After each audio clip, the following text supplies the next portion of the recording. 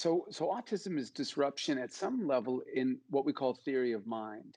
And my theory of mind is my understanding and feeling about how your mind differs from mine and the contents of it, and how your preferences differ from my own. And so little children are autistic in the sense that they don't really understand that other minds aren't the same as their own. And so when they tell stories, for example, they can be very difficult to follow because they start telling you a story in the middle because they assume that you've been thinking what they've been thinking. And so it's not in the middle for you. And they tell you about people you don't know, and they don't give you the context for the same exact reasons. And so that's kind of what it's like. That's a small child before he develops the capacity for theory of mind.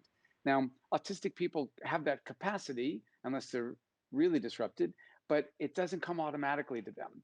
And so I remember having some conversations with some very intelligent autistic people as part of this research project, and we would ask them questions like, well, do you get into unintended conflicts with your friends? And these are really smart people. And they go, oh yeah, every day.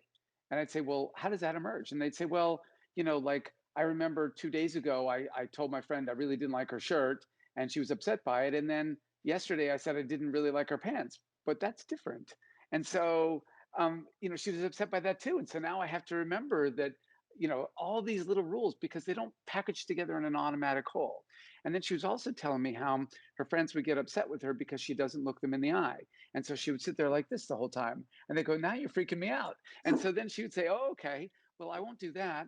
I'll go. And then this is what she does. Literally, she goes, 1, 2, 3, 1, 2, 3, 1, 2, 3.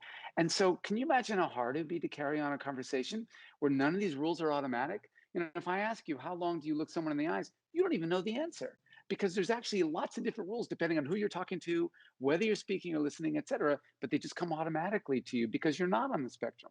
If you worry, you have all these disruptions because none of that stuff comes to you automatically.